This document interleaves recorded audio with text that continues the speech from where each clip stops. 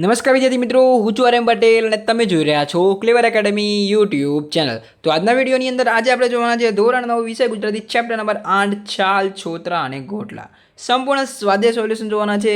તો હજુ સુધી તમે ચેપ્ટર નંબર 7નો સ્વાધ્યાય સોલ્યુશનનો વિડીયો નથી જોયો તો જલ્દી જાઓ અને જોઈ લો. તો ચલો વિદ્યાર્થી મિત્રો, તમારો ટાઈમ વેસ્ટ ન કરતા વિડીયોની શરૂઆત કરીએ.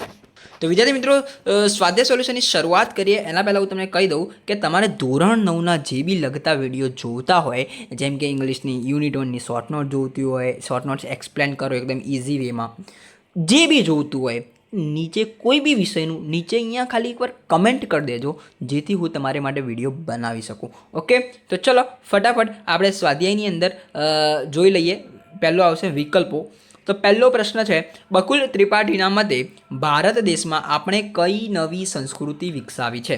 બકુલ ત્રિપાઠીના મતે તો સી આવશે, છાલ, છોતરા અને ગોટલાની સંસ્કૃતિ. જોઈએ બીજો વિકલ્પ. બીજો વિકલ્પ શું છે? વિશ્વના શ્રેષ્ઠ આંબા આપનાર પરમેશ્વરને આપણે આભારવશ થઈને શું અર્પણ કરીએ છીએ? તો ગોટલા. ડી આવશે. બરાબર. હવે જોઈએ ત્રીજો વિકલ્પ. બકુલ ત્રિપાઠીના મતે મગફળીના ફોતરા આપણે ક્યાં વેરીએ છીએ? તો એ, બી, સી ત્રણેયમાં. બગીચામાં બી વેરીએ છીએ, શાળાના વર્ગમાં બી વેરીએ છીએ અને થિયેટરમાં બી વેરીએ છીએ.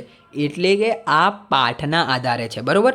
પાઠમાં જે લખેલું છે, પાઠમાં જેનો સમાવેશ થયેલો છે, બગીચામાં, શાળાના વર્ગમાં, થિયેટરમાં, એ બકુલ ત્રિપાઠીના મતે લખેલું છે. ઓકે, હવે વાત કરીએ ઓલિમ્પિકમાં કઈ સ્પર્ધા રાખવાનું લેખક સૂચવે છે? કેળાની છાલ ફેંકવાની. કઈ? કેળાની છાલ ફેંકવાની સ્પર્ધા રાખવાનું લેખક સૂચવે છે. હવે વાત કરી લઈએ 2-3 વાક્યના ઉત્તર. તો એમાં પહેલો પ્રશ્ન છે, અમેરિકાના ખેલાડીઓને લેખકે કઈ ચેલેન્જ કરી? તો લેખક કહે છે કે ઓલિમ્પિકવાળા કેળાની છાલ ફેંકની સ્પર્ધા રાખે તો ભારતીયને જ સુવર્ણચંદ્રક મળે. આથી અમેરિકાના ખેલાડીઓને ચેલેન્જ કરી કે તાકાત હોય તમારામાં તો, અને જેની માએ શેર સૂંઢ ખાધી હોય તો ઓલિમ્પિકવાળા તમે છાલ ફેંકની સ્પર્ધા રાખો. ઓકે, આવી એ સ્પર્ધાની છાલ ફેંકની સ્પર્ધાની ચેલેન્જ કરી. કોના સામે? અમેરિકાના ખેલાડીઓને. સ્ક્રીનશોટ લઈ લેજો, કાં તો લખી લેજો. બરાબર. હવે આ જે પ્રશ્ન કીડીઓવાળો જે પ્રશ્ન છે એ વેરી મોસ્ટ આઈએમપી થઈ શકે 2 માર્ક્સની અંદર. તમને પરીક્ષાની અંદર ફર્સ્ટ એક્ઝામ હોય, સેકન્ડ એક્ઝામ હોય, વાર્ષિક પરીક્ષા હોય, એના માટે મોસ્ટ ઇમ્પોર્ટન્ટ થઈ શકે છે. લેખક જીવદયા પ્રેમી છે. આપણે સિંગના ફોતરા આ રૂમાલમાં લઈ તેની પોટલીવાળી ખિસ્સામાં મૂકી રસ્તામાં મ્યુનિસિપાલિટીની કચરાપેટી દેખાય એમાં ઠાલવી દઈએ તો બિચારી કીડીઓને ખોરાક માટે કેટલું ચાલવું પડે? કીડીઓ બિચારી થાકી જાય એટલે આપણે એમના પર દયા કરીને તેમની ફોતરાની હોમ ડિલિવરી આપીએ છીએ. તો સ્ક્રીનશોટ લઈ લેજો અને આ તમારા નોટબુકની અંદર નોટ ડાઉન કરી દેજો. દેખો, સ્વાધ્યાય સોલ્યુશન તો બધા કરે છે, પણ આઈએમપી સ્વાધ્યાય સોલ્યુશનની સાથે આઈએમપી નથી આપતા. હું તમને આપું છું. બરાબર. એટલે તમારી નોટની અંદર નોટ ડાઉન કરી દેવાનો. બરાબર, જે આઈએમપી હોય. ઓકે, આઈએમપી પછી તમારે પરીક્ષા આવે ફર્સ્ટ એક્ઝામ એટલે પછી તમે શોધવા જાઓ. એટલે તો આપણે સિરીઝ ચાલુ કરીશું જ, પણ અત્યારે તમને ખબર હોય તો તમે અત્યારથી તૈયારી કરી શકો છો.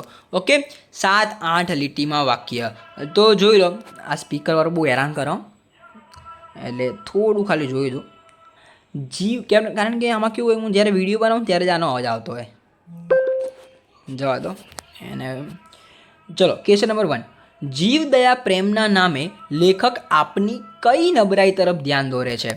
તો એનો આન્સર આવશે, આપણે ફોતરાને ગમે ત્યાં ફેંકવાને બદલે રૂમાલમાં બાંધીને મ્યુનિસિપાલિટીની કચરાપેટીમાં ઠાલવી દેવી જોઈએ. પરંતુ આપણે રહ્યા જીવદયા પ્રેમી. આપણે સિંગના ફોતરા ફેંકીએ ત્યારે કીડીઓ સહપરિવાર સાથે આવે છે. એ બિચારી નાનો જીવ કેટલું ચાલીને કચરાપેટી સુધી જવાની એ થાકી ન જાય એમ વિચારી એના પર દયા કરીને આપણે ફોતરાની હોમ ડિલિવરી કરીએ છીએ. લેખક આમ કહીને ગમે ત્યાં કચરો ફેંકવાની નબળાઈ તરફ ધ્યાન દોરે છે અને આપણે કુટેવ પર હળવો કટાક્ષ પણ કરે છે. તો વિડીયો પોઝ કરીને આનો સ્ક્રીનશોટ લઈ લો. ઓકે, છાલ, છોતરા અને ગોટલા પાઠમાંથી આપણને શું શીખવા મળે છે? આ વેરી મોસ્ટ આઈએમપી પ્રશ્ન છે. બરાબર છે. તમને 7-8 વાક્યમાં પૂછાઈ શકે છે.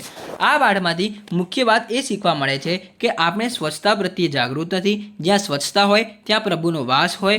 આથી આપણે મંદિરો અને તેની આસપાસ પરિસરને સ્વચ્છ રાખવા જોઈએ, ત્યાં કચરો ન કરવો જોઈએ, જાહેર સ્થળોને પણ સ્વચ્છ રાખવા જોઈએ, ઉનાળામાં ચારે બાજુ કેરીના ગોટલા ફેંકવાને બદલે કચરા પેટીમાં નાખવા જોઈએ, તેનાથી મધમાખીનો ઉપદ્રવ નહીં થાય, આપણે કેળાની છાલ રસ્તા પર ન ફેંકવી, ટૂંકમાં સિંગના ફોતરા હોય કે નાળિયેરના છોતરા તેને રસ્તામાં આવતા જતા કચરા પેટીમાં દેખાય એવા નાખી દેવા જોઈએ.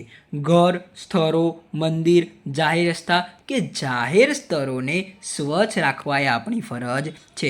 આ વાતને લેખકે દ્રષ્ટાંત દ્વારા કાવ્ય પંક્તિ અને ફિલ્મી ગીતોની પંક્તિઓ ટાંકીને વ્યંગ્યાત્મક શૈલીમાં સમજાવ્યું છે અને આપણી આવી અણધડ કુટેવોને દૂર કરવાની વાત કરી છે. તો જોઈ લેજો, અહીંયા સ્ક્રીનશોટ લઈ લેજો જેથી તમે તમારી નોટબુકની અંદર નોટ ડાઉન કરી શકો છો. પરીક્ષા આવે ત્યારે તમે તૈયાર કરી શકો છો. એટલે તૈયાર એટલે ગોખવાનું નહીં, ખાલી એકવાર વાંચી જવાનું, પછી તમે તમારા શબ્દોની અંદર આખો પ્રશ્નનો ઉત્તર લખી શકો છો. તો વિદ્યાર્થી મિત્રો, મેં તમને કીધું એ પ્રમાણે ધોરણ 9ને જે બી લગતા, જે બી તમને પ્રોબ્લેમ આવતી હોય, જે બી લગતા વિડીયો, જે બી ટોપિક લગતા વિડીયો, જે બી આઈએમપી લગતા વિડીયો, જે બી વિડીયો જોતા હોય નીચે કોમેન્ટ્સમાં જરૂરથી જણાવજો. વિડીયો સારો લાગે તો વિડીયોને લાઇક કરજો, ચેનલની અંદર નવા ચેનલને સબસ્ક્રાઇબ કરજો, બે લાઇકને જરૂરથી પ્રેસ કરજો. મળીશું નેક્સ્ટ વિડીયોમાં. ત્યાં સુધી good bye, take care, all the best.